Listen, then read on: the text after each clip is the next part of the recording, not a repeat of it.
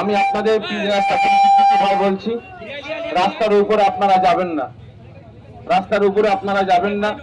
বিশেষ করে আজকে ডানকুনি, মিরপুর, ভাদুয়া এই প্রতিবাদ সভায় পুলিশ প্রশাসন ভাইরা আমাদের পাশে আছেন, আমাদের সহযোগিতা করছেন। দরবার শরীফের তরফ থেকে আমি পুলিশ প্রশাসন ভাইদের আমি মুবারকবাদ জানাচ্ছি এবং তিনাদেরকেও বলবো যে রাস্তার দিকে আমার ভাইরা না যায় সেদিকে আপনারা খেয়াল রাখবেন। আর প্রত্যেকটা ভাইদের বলবো হাই রোডে আপনারা উঠবেন না, রাস্তা জাম করবেন না, কারণ এর শিক্ষা ইসলাম আমাদের দেয়নি। আপনারা সকলে জানেন যে রাসূল পাক সাল্লাল্লাহু আলাইহি ওয়াসাল্লাম হুজুরের নামকে কেন্দ্র করে আজকে ভারতবর্ষের বিভিন্ন রাজ্যে যে আলোড়ন সৃষ্টি হয়েছে, বিগত দিনে 12 রবিউল আউয়াল রাসূল পাক সাল্লাল্লাহু আলাইহি ওয়াসাল্লাম হুজুরের আগমন দিনকে কেন্দ্র করে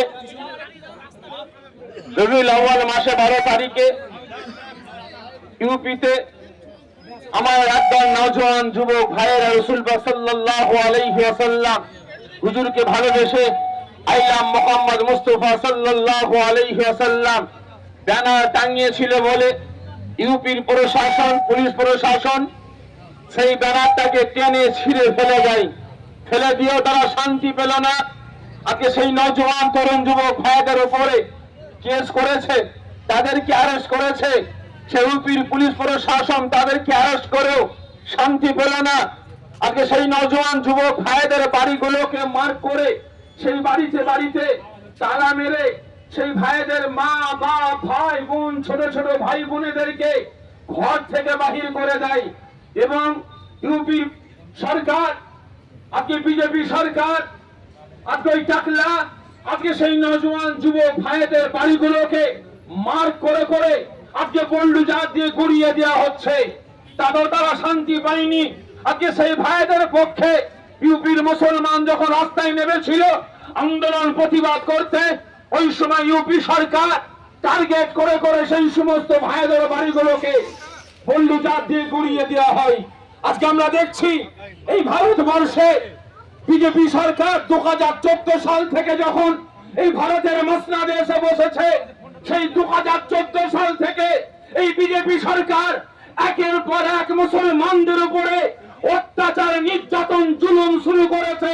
তারা শুধু মুসলমানদের উপরে অত্যাচার, জুলুম, নির্যাতন করে তারা শান্তি পায়নি। একের পর এক ইসলামের আইন, কানুন, বিধানগুলোকে ভারতের জমিন থেকে মুছে দেওয়ার চক্রান্ত শুরু করেছে।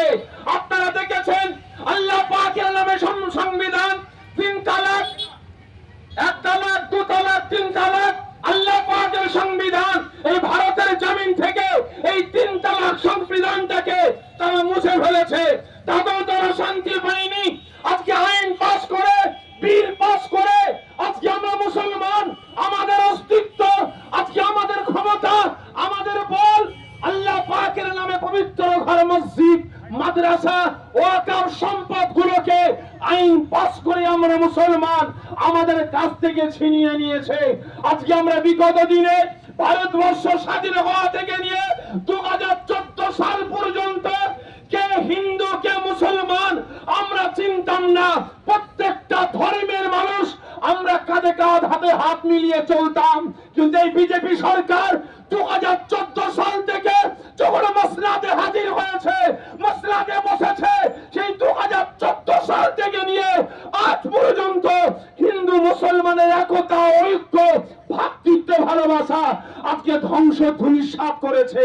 এই গত রবিউল আউয়াল মাসে 12 তারিখে আইলাম মুহাম্মদ মুস্তাফা সাল্লাল্লাহু আলাইহি ওয়াসাল্লাম এই ব্যানারটাকে যখন ছেড়ে ফেলে দেয়, রাসূল পাকের শান, মান, ইজ্জতকে যখন লাঞ্ছিত, অপমানিত করে, তখন ইউপির শুধু মুসলমান নয়, সারা ভারতের মুসলমান নয়, যখন সারা বিশ্বের মুসলমান আই লাভ মুহাম্মদ স্লোগান তুলেছে, সঙ্গে সঙ্গে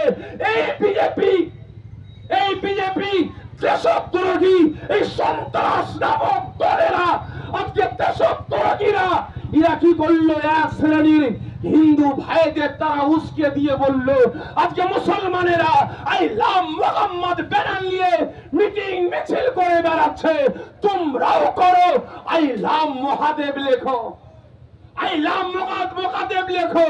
তার মানে আমরা এটাই বুঝতে পারলাম যেখানে হিন্দু মুসলমানের যে একটা একতা, যে একটা ঐক্য, যে একটা ভালোবাসা, ভ্রাতৃত্ব ছিল, আজকে ওই আই লাভ মোহাম্মদ আর আই লাভ মহাদেবকে কেন্দ্র করে হিন্দু মুসলমানের মধ্যে ফাটল ধরাবার চক্রান্ত করেছে, ঠিক না বেঠিক?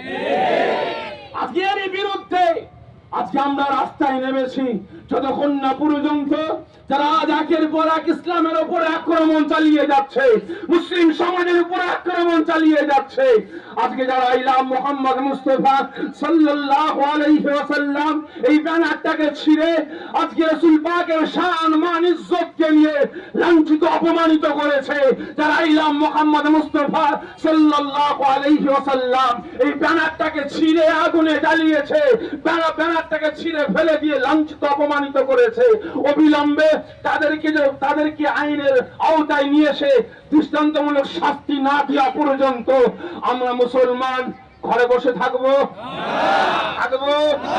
এই আন্দোলন চলছে, আগামীতে আজকে ডানকুনি মিরপুর ভাদুয়া নয়, আজকে এখান থেকে আমরা যাব মিরগালা, ওখানে সভা আছে, আজকে ফুরপুরা শরীফে সভা আছে, আজকে বাংলার কোনায় কোনায় প্রতিবাদ সভা হচ্ছে।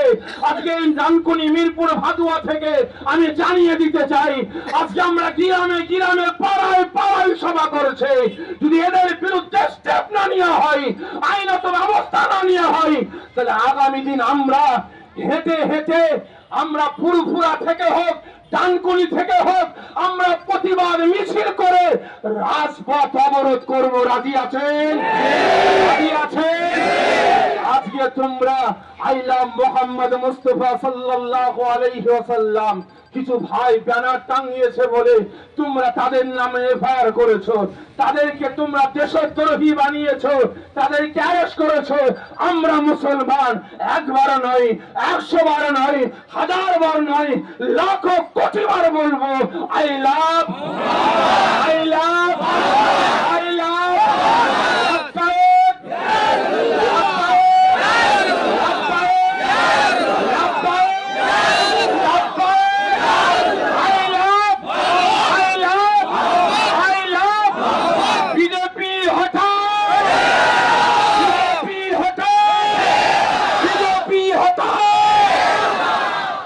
এখন আপনাদের সামনে বক্তব্য রাখবেন সৈয়দ ফিরিজাদা হযরত মাওলানা